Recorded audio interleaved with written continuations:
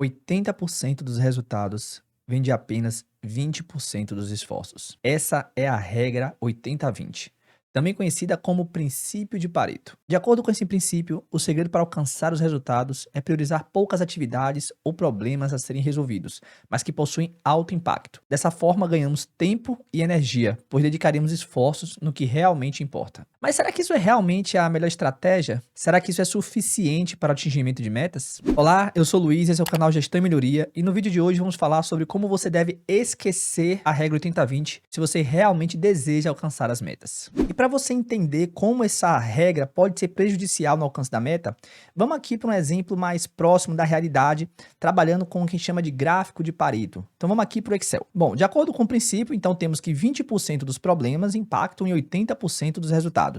Aqui eu trago um exemplo fictício, onde eu tenho uma empresa com 10 setores, eles possuem equipamentos que geram produtos, e esses produtos têm defeitos.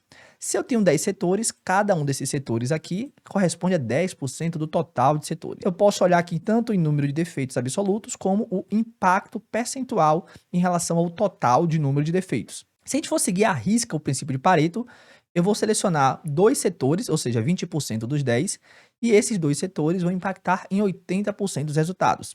Quando eu olho aqui minha tabela, o setor 1 ele corresponde a 50% do impacto, e em segundo lugar o setor 2 correspondendo a 30% dos resultados. São os dois maiores que mais impactam no número de defeitos. Se eu selecionar esses dois, eu vou ter aqui que setor 1 e setor 2 vão corresponder a 20% dos setores e vão impactar a 80% do número de defeitos. Mas calma, até esse momento você deve estar pensando, Luiz, aqui tá tudo batendo com a regra 80-20, não estou entendendo. Vamos com calma, eu já mostro a você quais os problemas que podem ter. Vamos seguir aqui a linha para você entender certinho do que a gente está falando. Ao mesmo tempo que eu posso apresentar em formato de tabela, eu posso mostrar a você também que a gente pode ter essa mesma visibilidade trabalhando com o que a gente chama de gráfico de Pareto. Esse gráfico é bem interessante, porque ele mostra ordenado do setor que mais impacta problema para o menor. Aqui nas colunas eu tenho o impacto quantitativo, exemplo, setor 1, 50, setor 2, 30, setor 3, 6 e assim sucessivamente. E nessa linha aqui eu tenho a soma acumulada. É uma forma bem interessante de visualizar os dados aqui. Observe que o setor 1 ele só tem 50%, enquanto juntando o setor 1 com o setor 2, ele já atinge os 80%.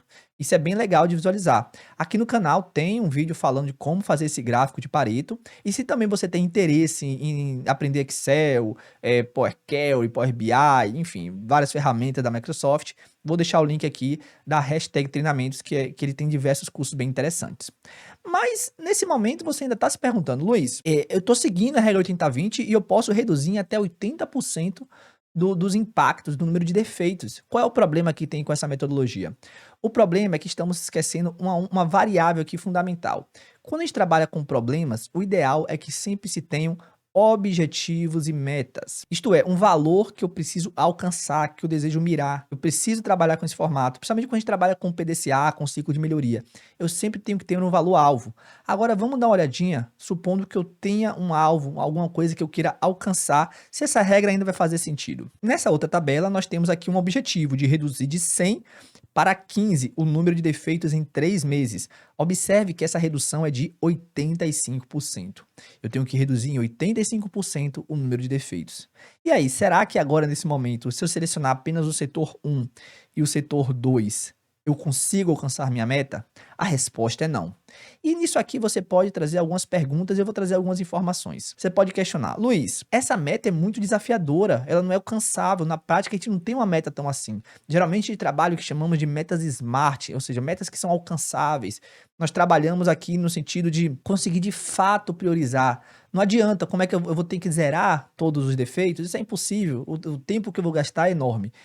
E até então você tá certo, é um bom questionamento. Vamos olhar aqui então um outro cenário, considerando uma meta um pouquinho mais alcançável. Observe isso agora aqui, ó. Objetivo: reduzir de 100 para 40, ou seja, em 60% o número de defeitos em 3 meses. Quando olhamos aqui o nosso Pareto novamente, né, o setor 1 e o setor 2, se a gente conseguir mirar todas as nossas energias e esforços apenas os problemas desses dois setores, podemos alcançar 80% dos resultados desejados. A nossa meta é 60%, então é mais que possível.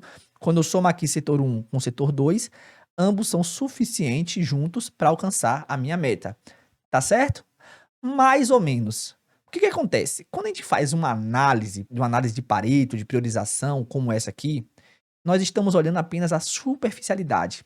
Vamos agora olhar um pouquinho mais a fundo dentro dos problemas de cada um do setor, para ver se ainda assim é possível alcançar essa meta nesse modelo que está aqui. Aqui eu estou abrindo um Pareto agora dentro do setor. Então o setor 1, ele tem o equipamento 1A, 1B, 1C, 1D, 1E, e o setor 2 tem o equipamento 2A, 2B. Só que eu coloquei em vermelho, por quê? Porque nesse cenário não é possível resolver os problemas de número de defeitos desse equipamento.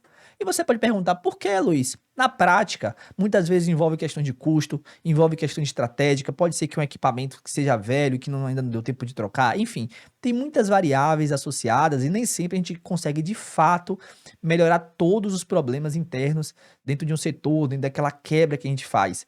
E a mesma coisa para o setor 2. Observe que o equipamento 2B eu também não consigo resolver o problema, apenas 2A. Quando a gente olha aqui o Pareto, então, todo esse 30 aqui de defeitos, eles vão continuar, eu não consigo resolver. Em outras palavras, no setor 1 eu consigo resolver 20 e no setor 2 eu consigo resolver 28 no número de defeitos. Quando eu somo aqui, eu tenho 48 e minha meta é 60, ou seja, não é suficiente. E olha essa palavra que legal, suficiente. A análise que estamos fazendo aqui nesse momento se chama de análise de suficiência. O que isso quer dizer? É quando eu pego aqui todos os problemas que eu vou atacar de fato e eu somo para ver o impacto que ele vai dar no resultado final, na minha meta, se é alcançável ou não, selecionando cada um desses probleminhas. Nesse caso aqui não é suficiente. Então, se eu escolher somente o setor 1 e o setor 2, o máximo que eu consigo, embora aqui na teoria é 80%, o máximo que eu vou alcançar aqui, na verdade, é 48%, que está abaixo de minha meta. Nesse cenário, eu tenho que olhar também alguns outros setores, seguindo, sim, de fato, uma ordem de prioridade, né, do que tem mais impacto para o menos impacto. Vamos olhar então como é que ficaria? Bom, aqui eu trago então o número de defeitos novamente e eu vou quebrando, fazendo novos paretos para os setores na sequência. Então, por exemplo, o setor 1 eu tenho esse pareto aqui, o setor 2 eu observo que somente esse equipamento eu posso atacar e cada um deles tem uma quantidade que vai atingir aqui para o meu resultado final. O setor 3 só tem um equipamento, eu consigo atacar ele, o setor 4 eu consigo 2, o setor 5 eu não consigo nenhum, e por aí sucessivamente. Vamos supor que eu tenha olhado somente esses.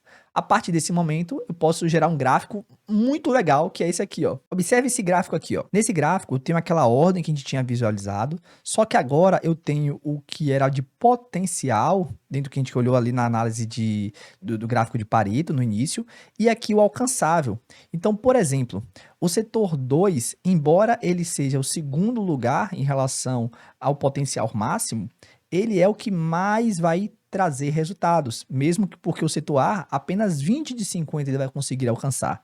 Então é uma análise bem legal que a gente consegue visualizar o potencial deles e realmente o alcançável. Ou seja, se eu somar todos aqui, eu tenho um total de alcance de R$ 64,00 e a meta de 60. E eu consigo, então, sumarizar tudo aqui dos problemas. Então, eu tenho um problema aqui total de 100, a minha meta é 60 e meu alcançável 64, e esses são os problemas reais a serem atacados. E ao invés de ficar só usando essa regra 80-20 para selecionar todos os problemas, nós temos que olhar, de fato, quais são os problemas que são suficientes. E utilizamos a regra do 80-20 apenas para ordenar os problemas que mais impactam, olhando, analisando cada um deles até identificar os problemas localizados para o alcance das metas.